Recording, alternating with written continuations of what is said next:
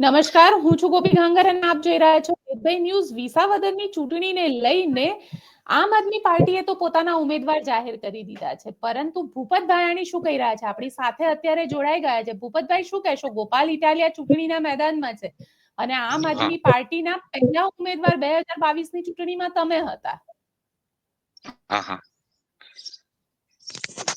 ગોપાલભાઈ નું આમ આદમી પાર્ટીએ નામ જાહેર કર્યું એ હજુ તો ચૂંટણીને મતલબ શેડ્યુલ હજી બાકી છે. ચૂંટણી પંચે કોઈ જાહેરાત કરી નથી અને ચૂંટણી ક્યારે થવાની છે એ તો ચૂંટણી પંચ નક્કી કરે, તારીખો જાહેર કરે. પરંતુ એમણે એમની પાર્ટીના ઉમેદવારનું નામ જાહેર કર્યું છે, તો કાંઈ વાંધો નહીં.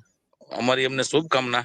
અને અમારી પાર્ટી પણ ગમે ત્યારે ચૂંટણી જાહેર થાય, ભારતીય જનતા પાર્ટી વિસાવદર વિધાનસભા સીટ 100% જીતશે અને જનતા પણ ભારતીય જનતા પાર્ટીની સાથે રહેશે એવો બેન મને પૂરો સંપૂર્ણ વિશ્વાસ છે. પણ ભારતીય જનતા પાર્ટીમાંથી ઉમેદવાર કોણ હશે? આપ હશો, હર્ષદ રીબડિયા હશે કે પછી કિરીટ પટેલના નામની પણ ચર્ચા છે? ભારતીય જનતા પાર્ટીના ઉમેદવાર એ પ્રદેશનું શીર્ષ નેતૃત્વ મોવડી મંડળ નક્કી કરતું હોય. અમારી પાર્ટીનું તો અનુશાસન છે કે પાર્ટીનો જે નિર્ણય હશે એ બધા માનવાના છે. કિરીટભાઈ હોય, હર્ષદભાઈ હોય કે હું. અમારો એજન્ડા અત્યારે એક જ છે કે વિસાવદર વિધાનસભામાંથી ભારતીય જનતા પાર્ટીનો ઉમેદવાર જીતીને વિધાનસભામાં બેસે. અમારા વિસ્તારના ખેડૂતોના જે સિંચાઈના પ્રશ્નો છે એ પ્રશ્નોનું ખૂબ જ નજીકના સમયગાળામાં નિરાકરણ થાય. અમારા વિસ્તારમાં રોડ રસ્તાના પ્રશ્નો છે, એ રોડ રસ્તાના પ્રશ્નોનું પણ નિરાકરણ થાય.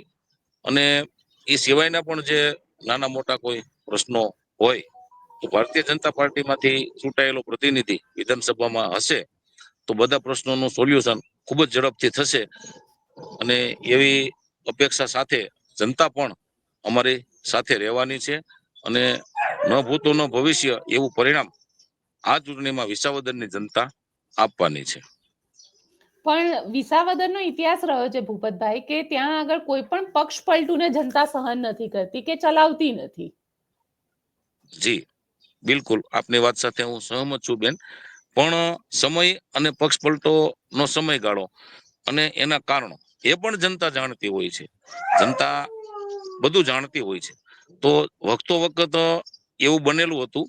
તો એ ચૂંટણીની જો આપણે વાત કરીએ તો જ્યારે ભરતભાઈ પટેલ ચૂંટણી હારી ગયા 2014માં અને 2022માં હર્ષદભાઈ રીબડિયાની હાર થઈ, તો એના બેન કારણો છે અને એ કારણો જનતા જાણે છે. ભરતભાઈ પણ ચૂંટણી જીતતા હતા અને હર્ષદભાઈ પણ ચૂંટણી જીતતા હતા, પણ અમુક એવા કારણો હતા કે જે કારણોને લઈને એમની હાર થઈ છે.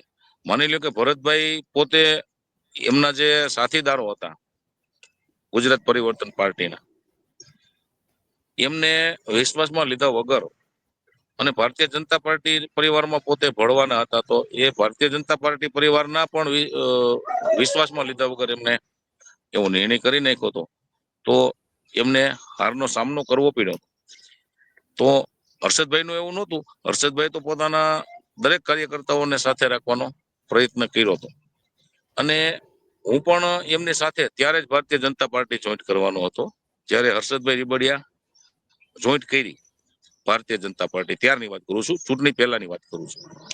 તો એને એવું યોગ્ય નહીં લાગ્યું હોય કે આપણે ભૂપતભાઈને પણ સાથે લઈ જઈએ, તો ન લઈ ગયા અને જેથી કરીને મારે ફરજિયાત ચૂંટણી લડવાના સંજોગો બન્યા અને લડવી પડી સંજોગ વસાત.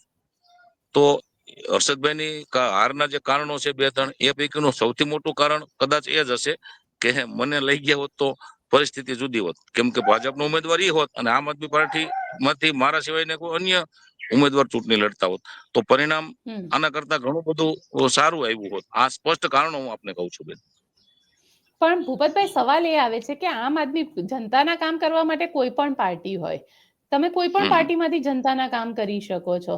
તમે જ્યારે પક્ષ પલટો કર્યો અને હવે વિસાવદરની અંદર ચૂંટણી આવવાની છે, તો એવા સમયે તમે કહી રહ્યા છો કે જનતાના કામ કરવા માટે માહોલ જોઈએ, એટલે પાર્ટી સત્તામાં હોય તો જ કામ થાય. એવું નથી હોતું બેન, સત્તામાં હોય તો જ કામ થાય, પણ જે અતિ મહત્વના કામો હોય, માની લો કે મારા વિસ્તારમાં ખેડૂતોનો વિસ્તાર છે, ખેડૂતોને વીજળી અને પાણી બે વસ્તુ તમે આપી દો એટલે અમારો ખેડૂત ધરતી ફાડી અને ધાન ઉગાડી અને જગતનો તાત બધું કરતો હોય છે, પણ એને બે વસ્તુ જોઈએ, વીજળી અને પાણી. તો સિંચાઈ, અમારો વિસ્તાર તો સૂકો વિસ્તાર છે, સિંચાઈ માટે હાલ જે નર્મદા ની કેનાલ છે, સૌની યોજના લિંક 4 માં મારો વિસ્તાર આવે છે. તો મારા વિસ્તારમાં ઝાંઝેસરી ડેમ છે વિસાવદર તાલુકાનો, અને બીજો સોનાવણી ડેમ છે વિસાવદર તાલુકાનો. એ બંને ડેમોમાં લિંક 4 નું પાણી હજી સુધી પાઇપલાઇન નથી ત્યાં પહોંચી.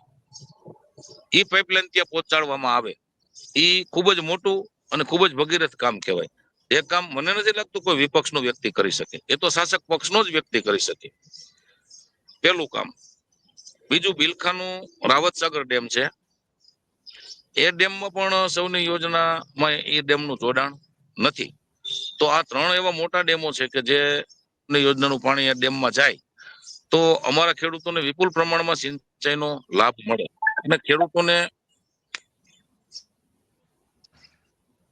જી ભૂપતભાઈ, પડે આપનો તો અવાજ આવી ખેડૂત રહ્યો છે. આપોઆપ હા, ખેડૂતોને સિંચાઈનું પાણી મળે તો ખેડૂત આપોઆપ સદ્ધર બની શકે. તો આ અમારો એજન્ડા છે. એ હું નથી માનતો કે વિપક્ષમાં રહીને થઈ શકે. હર્ષદભાઈ પણ ખૂબ વિપક્ષમાં રહીને પ્રયાસો કર્યા હતા, પણ નહોતા કરી શક્યા. અને કનુભાઈ ભાલાળા જે અમારા શાસક પક્ષના ધારાસભ્ય હતા 2002 થી 2012, તો અમારે એ જે સમયગાળો 10 વર્ષનો હતો 2002 થી 2012 સુધીનો, એમાં અમારે ઘણા બધા મેજર બ્રિજ, એક ગામથી બીજા ગામને જોડતા રસ્તા ઉપર અમે કરી શક્યા હતા કનુભાઈના નેતૃત્વમાં. રોડ રસ્તાઓ પાકા કરી શક્યા હતા, અને ઘણા બધા કાર્યો એ વખતમાં જે થયા હતા એ ત્યાર પછી નથી થયા. તો મેં જે નિર્ણય લીધો એ જનતાને વિશ્વાસમાં લઈને નિર્ણય લીધો હતો, અને બધાનું એવું કહેવાનું હતું કે આપણે સત્તાની સાથે રહેવું છે. અને પણ વિસાવદર ભૂપતભાઈ, વિધાનસભા સવાલ એ આવે છે કે તમે આમ આદમી પાર્ટી છોડી ભારતીય જનતા પાર્ટીમાં આવ્યા એ બાદ ઇકો ઝોનનો મુદ્દો સૌથી મોટો મુદ્દો અત્યારે બની ગયો છે, અને ઇકો ઝોનના મુદ્દા ઉપર તમે ક્યારે કોઈ નિવેદન નથી કર્યું. જનતા એ પણ જોવે છે ને. આપની વાત સાથે હું સહમત છું બેન, પણ ઇકોઝોનનો જે મુદ્દો છે એ મુદ્દો આપ સમજી શકો કે અમે ખેડૂતના દીકરા તરીકે ખેડૂતોની સાથે જ હોય. નિવેદન નથી કર્યું તે અલગ વિષય છે, પણ આ જ્યારે જરૂર પડશે ત્યારે ઇકોઝોનના મુદ્દે અમારા લેવલે, અમારી કક્ષાએ અમે ખેડૂતોને કેવી રીતે મદદરૂપ થઈ શકીએ. સુપ્રીમ કોર્ટની ગાઈડલાઈન મુજબ કેન્દ્ર સરકારે જે કાંઈ ઇકોઝોનનું જે કાંઈ મતલબ કાયદાનું ગઠન કે જે છે તે, એમાં અમે ખેડૂતોને કેવી રીતે મદદરૂપ થઈ શકીએ, ખેડૂતોને તકલીફ ઓછી પડે, ખેડૂતોને હેરાનગતિ ઓછી પડે, એમાં અમારી કક્ષાએ શું થઈ શકે એ બધું કરવાની અમારી બેન સંપૂર્ણ તૈયારી છે. અમે ઇકોઝોનના મુદ્દે ખેડૂતોની સાથે જ છીએ. તમે ઇકોઝોનના મુદ્દે ખેડૂતોની સાથે રહેવાની વાત કરો છો, સત્તા પક્ષમાં જો કેટલા કામ થયા અત્યાર સુધી, કારણ કે સત્તા પક્ષના ધારાસભ્ય પણ હોય કે કોઈ પણ નેતા હોય ને, તો એનું સરકારી કચેરીમાં ઘણું ઉપજતું હોય છે. તમે કેટલા કામ જી, કરાયા અત્યાર સુધી? હું 1 જ વર્ષ બેન ધારાસભ્ય રહ્યો છું. એ અગાઉ ભારતીય જનતા પાર્ટીમાં હું જિલ્લા પંચાયતનો સભ્ય હતો, તાલુકા પંચાયતનો સભ્ય હતો, અને મારા ગામની અંદર 2 ટર્મ સરપંચ રહ્યો છું. તો એ જે પીરિયડ હતો એ પીરિયડ દરમિયાન અમારા તમામ કામ થયા છે. એક જ વાર કેવું પડે, બીજી વાર કેવું પણ નહોતું પડતું. રોડ રસ્તાના કોઈ પ્રશ્નો નહોતા ત્યારે, કેમ કે ત્યારે અમારા ધારાસભ્ય કનુભાઈ હતા, અમારા શાસક પક્ષમાંથી હતા, અને અમે એના નેતૃત્વમાં કામ કરતા હતા. તો કનુભાઈનું પણ અમને બહુ મોટું પીઠબળ હતું, અને સરકારમાં પણ એનું માનપાન સારું હતું. ત્યારે નરેન્દ્રભાઈ પોતે મુખ્યમંત્રી હતા. તો એ જે પીરિયડ હતો એ ખૂબ જ ગોલ્ડન પીરિયડ હતો. ગમે ત્યારે પુલ બનાવવો હોય તો 1 જ વર્ષમાં પુલ બની જતો હતો, રોડ રસ્તા બની જતા હતા. અને ખેડૂતોને લગતી કઈ વીજળીના પ્રશ્નો હોય ત્યારે વીજળીના પ્રશ્નો હતા, હવે તો વીજળીના પ્રશ્નો સરકારે ઝીરો કરી દીધા છે. એવડી સરસ મજાની વીજળીના કાર્યો કર્યા છે. દિવસે વીજળી ખેડૂતોને આજે સરકાર આપે છે. જ્યાં જ્યાં જરૂર ત્યાં 66 kV 220 kV ના નિર્માણ કર્યા છે. એ બહુ મેજર પ્રશ્ન હતો ત્યારે પણ અમારા કહેવાથી જે ચિમનભાઈ સાપરિયા અને મળીને અમારી રજૂઆત હતી, તો એ અમને માની હતી, અને 20 વીઘાથી મોટો સર્વે નંબર હોય તો બીજું વીજળીનું કનેક્શન આપવા માંડ્યા. આવા બધા નિયમોમાં ફેરફાર ત્યારે અમે કરાવી શક્યા જે બિલકુલ ખેડૂતોને સીધા સ્પર્શે એવા મુદ્દાઓ હતા. પણ હવે ગોપાલ ઇટાલિયા છે સામે, રણનીતિ બનાવી દીધી છે. રણનીતિ અમે બધા મળીને બનાવશું. ગોપાલભાઈ પણ મારા વિસ્તારમાં એમની અન્ય કોઈ સેવાઓ નથી. ક્યારેય જનતાની સાથે કોઈ અરજદારની સાથે કોઈ મારા વિસ્તારમાં ઉડી નાખે વળગે એવું કોઈ કામ એમણે કરેલ નથી. કેમ કે અહીંના નથી, અહીંયા રહેતા નથી, તો નો જ હોય સ્વાભાવિક વસ્તુ છે. માત્ર ને માત્ર નેગેટિવ વાતો કરી મુખ્યમંત્રી હોય કે ગૃહમંત્રી હોય કે અન્ય નેતાઓ હોય તેમની વિરુદ્ધમાં મતલબ બિનજરૂરી ટીકાઓ ટિપ્પણીમાં એ ટાઈપની રાજનીતિ મને નથી લાગતું કે જનતા સ્વીકારે. આપણે નજીકના ભૂતકાળમાં જ જોયું છે કે દિલ્હીમાં આમ આદમી પાર્ટીની જે સિસ્ટમ હતી એ સિસ્ટમને પણ જનતાએ સ્વીકારી નથી. તો એની અસર હું માનું છું ત્યાં સુધી સમગ્ર દેશમાં આવશે. આપણે ગુજરાતમાં પણ જોયું, ગત નગરપાલિકામાં સમગ્ર ગુજરાતમાં પ્રજા ભારતીય જનતા પાર્ટીની સાથે રહી છે. પણ સવાલ અહીંયા એ આવી રહ્યો છે ને કે ગોપાલ ઇટાલિયાના નેતૃત્વમાં 2022માં તમે લોકો ચૂંટણી લડ્યા અને ગોપાલ ઇટાલિયા તમારી રણનીતિ બનાવતા હતા. ત્યારે તમે લોકો ત્યાં ચૂંટણી જીત્યા પણ ખરા. અને હવે જ્યારે ગોપાલ ઇટાલિયા પોતે ત્યાં આગળ ચૂંટણી લડવા આવી રહ્યા છે ત્યારે રણનીતિ બધી જ રીતે તમારી તૈયારી? હા, ચૂંટણી લડવાની અમારી સંપૂર્ણ તૈયારી છે. સંપૂર્ણ રણનીતિથી જ અમે ચૂંટણી લડશું અને 100% જીતશું અને પાર્ટી જેને પણ લડાવે એને જીતાડશું.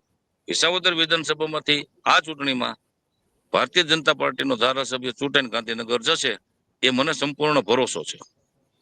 અત્યાર સુધી તમે એમ કહેતા હતા કે મારે ચૂંટણી લડવાની, એટલે ભૂપત ભાયાણી ચૂંટણી લડશે ખરા કે પછી પાર્ટી જેને પણ આપશે એને સપોર્ટ કરશે કે કાં તો પછી નારાજગી વ્યક્ત કરશે? નહીં, હું અત્યારથી જ આપને કહી દઉં છું બેન, અત્યારથી જ આ મારું નિવેદન આપો, રેકોર્ડ કરી રાખજો. મારી ભારતીય જનતા પાર્ટીમાંથી કોઈ પણ ઉમેદવાર આવશે, હર્ષદભાઈ આવશે અથવા તો પાર્ટી મને મારામાં વિશ્વાસ મૂકશે અથવા તો અન્ય કોઈ પણ પાર્ટી પ્રયોગ કરશે, એને સૌથી પહેલા ખભે હું બેસાડીશ અને એને જીતાડીશ. આ મારું નિવેદન આપ રેકોર્ડ કરી લેજો. ચૂંટણી પરિણામ જ્યારે આવે ત્યારે તમે આ ચલાવજો બેન. મને બિલકુલ નારાજગી નથી. મારે મારા 22ની ખેડૂતોનું હિત ચૂંટણીમાં એવું તો શું હતું? પણ 22ની ચૂંટણીમાં એવું શું હતું કે ભૂપત ભાયાણી ભારતીય જનતા પાર્ટીમાં હોવા છતાં આમ આદમી પાર્ટીમાંથી ચૂંટણી લડ્યા હતા? હું 22માં બેન ભારતીય જનતા પાર્ટી મેં 22માં નહોતી છોડી, 20માં ચૂંટણી અગાઉ 2 વર્ષ. પણ ત્યારે પણ ટિકિટ તો નહોતી જ આપી બેન. હું મહત્વકાંક્ષા વાળો માણસ નથી. 2017માં ભારતીય જનતા પાર્ટી મને ચૂંટણી લડાવતી હતી ત્યારે પણ મેં અનિચ્છા દર્શાવી હતી કે મારે ચૂંટણી નથી લડવી, આપ યોગ્ય પૂર્તિઓ શોધી લ્યો અને કોઈ પણને તમે લડાવો એની સાથે હું રહીશ. આ વાત સત્ય છે. આપ જાણી લેજો મારા વિસ્તારમાં કોઈ પણ આગેવાનને કે કાર્યકર્તાને પૂછી લેજો. હું ખોટી મહત્વકાંક્ષા વાળો માણસ નથી બેન. પણ મારો તો એક જ એજન્ડા છે વ્યક્તિગત, કે સત્તાની સાથે રહીએ તો આવા ભગીરથ કાર્યો થઈ શકે. સિંચાઈના, રોડ રસ્તાના, કોઈ અધિકારીઓને પણ ક્યારેક આપણે ખોટી રીતના જનતાને હેરાનગતિ હોય તો ફટ દઈને એનું સોલ્યુશન આપણે કરી શકીએ. જે ગ્રાઉન્ડ, હું તો સીધો જમીન સાથે જોડાયેલો કાર્યકર્તા છું, આગેવાન છું, તો જનતાને શું દુઃખ છે સૌથી વધુ મને ખબર છે અને સૌથી વધુ કામ હું એ દિશામાં કરું છું. તો હું આમ આદમી પાર્ટી જોઈન્ટ કરી એના કારણો સ્થાનિક મુદ્દાઓ 2-3 હતા. બાકી બીજું કોઈ મારે ધારાસભ્ય બની જવું એવું કારણ ત્યારે પણ નહોતું. 2017માં ભારતીય જનતા પાર્ટીમાં પણ નહોતું અને આજે પણ નથી.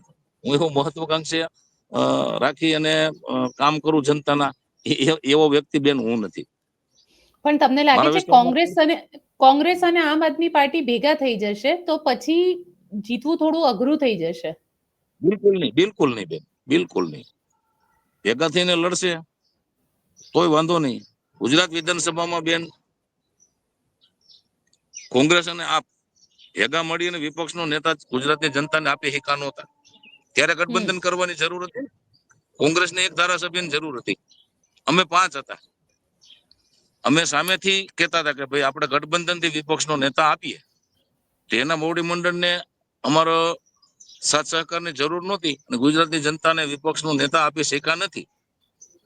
તો એમાં કોઈ પણ ધારાસભ્યને સારા ધારાસભ્યને ગુંગણામણ થાય, કામ ન કરી શકે, કેમ કે મોવડી મંડળ એવું નિર્ણય ન કરી શકે ચા પાણી પીને.